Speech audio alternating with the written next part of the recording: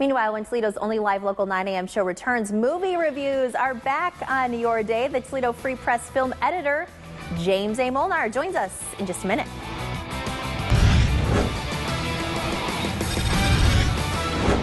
Getting ready for the weekend here, and what's better to do on the weekends than perhaps maybe watch the movies? Check out a movie.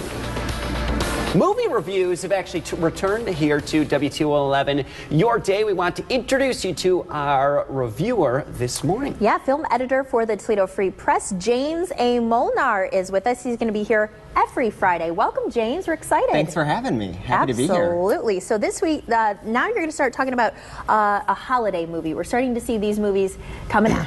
Yes, The Best Man Holiday. It's a sequel to the 1999 The Best Man. And this one is by, actually, it's by Spike Lee's cousin, Malcolm D. Lee. He wrote and directed the first movie, and this one is a follow-up to that. It took them 14 and a half years to get this movie back into theaters. It's really fascinating because you think once a movie is gone after 5 or 10 years, they're not going to have a sequel. So I will admit, I didn't think this movie was going to be very good. And I loved it. Really? I gave it 4 out of 5 stars. And the funny thing about this movie is it just kind of takes you by storm. And you laugh, you cry, and it's kind of a nice cathartic thing at the box office this weekend. So did they take this amount of time to get it right, in your opinion? I mean, did they bring in some big-name actors? Was the script well written? What did they get right? I mean, they had the time to think about this one, so what did they do right about it? I think it was the formula, like you said, good writing. They brought back everyone from the first movie, which is very important, because if you replace one person, the formula is different. So if we weren't, if we didn't see it 14 years ago, you know, like you mentioned, that is a very long time. Kind of take us through the plot a little bit and where the movie picks up from the first one here. Well, the first one is all about a wedding, and so this one kind of reunites all the friends. One of the friends kind of says, "Hey, let's get back together for the holidays," and they have this big, huge holiday party, if you will. And so that's kind of the cool thing about this movie, is that you get these reunions, because a lot of them haven't been together since that wedding 15 years ago. Oh, so a lot has changed. It's tough to get,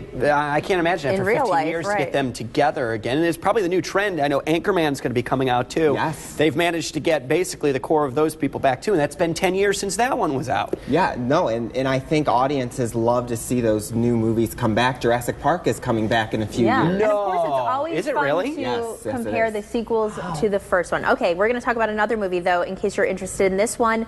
It's been getting a lot of buzz as well, 12 Years a Slave. What you think? Yes, this one could win the Oscar for Best Picture in a few months, and this one is written by and directed by Steve McQueen, who did last year's Shame, and it is about a free man from the North, Solomon Northup, who was actually kidnapped in D.C. and sold as a slave. And so this movie chronicles his 12 years as a slave and him trying to prove that he isn't a slave and that he wants to he wants to be back with his family. So he was living a normal life in D.C. when he was kidnapped. Yeah, he was living in New York with his family, and he went on a trip to D.C. and he was kidnapped, drugged, and sold as a slave, and then transported to the South. Wow. Quite the traumatic storyline. We're seeing some of the scenes here, too. Lots of intense scenes, lots of drama. Does it live up to its hype?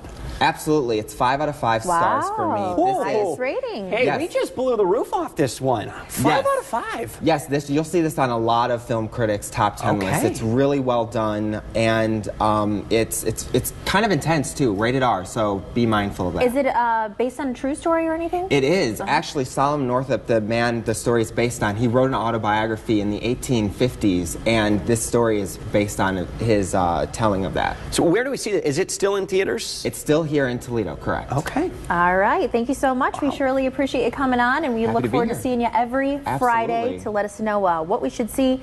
And I'm sure not all of them are going to be 4 and 5 stars. We started off on a high note. There will be some Rotten Tomatoes, I'm sure. All right.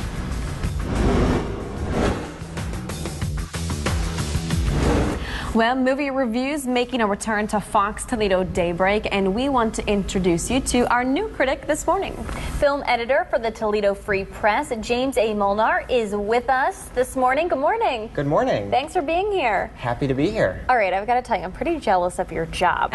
Watching some of these great movies. So you're going to be talking about 2 movies this morning. The first one will start with 12 Years a Slave. What did you think?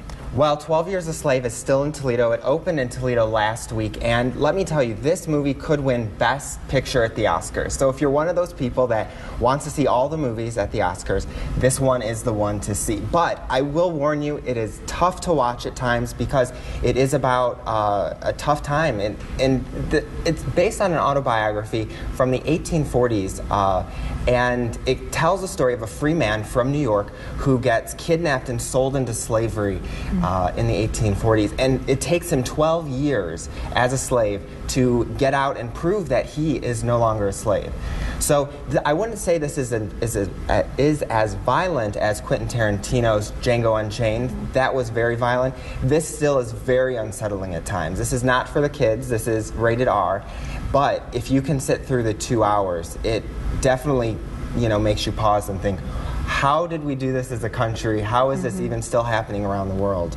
I gave this 5 out of 5 stars. Phenomenal movie. But like I said, it's tough to watch at times. And there's some phenomenal acting. Even Brad Pitt, who's a producer, he makes an appearance. You saw him here at the beginning of the trailer. So I think there's something always very special about a movie that's based on a true story. Yeah, it has that resonance because you're thinking, how did this happen? How is this real? And yeah, it is true. And it's actually based on the autobiography by the man, Solomon Northup, who the...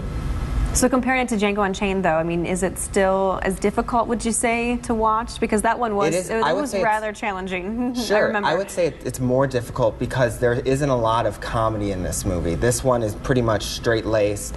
You go into it. There are a few funny moments, but there's a scene in this movie where there is a bunch of naked black people in a room and some kind of slave owners walking around the room, kind of choosing which slave they want to buy.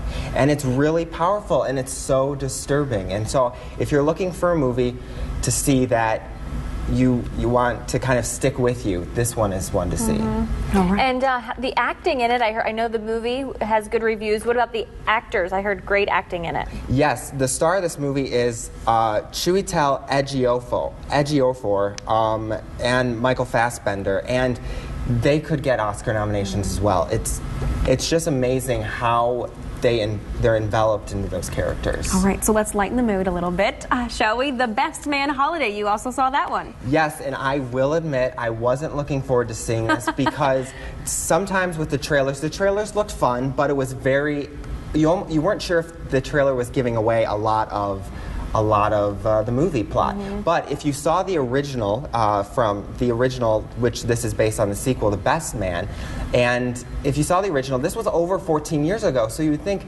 okay, it's been 14 years, why is the studio bringing this back? But apparently TV and ratings and kind of DVD sales have been very good for this movie, even though it didn't open quite very large. This one is kind of ridiculous, and I gave it 4 out of 5 stars. I really enjoyed it, and at times you will cry like a baby because of this movie. So it's got a little bit of everything. You're going to laugh, you're going to cry? Just like with most friendships, you're going to fight and love. Well, that's surprising. I didn't expect you to say something like that you would cry. Well, you know what? Sometimes it's just very cathartic watching a movie. I agree. Well, thank you so much for being with us. Enjoyed it.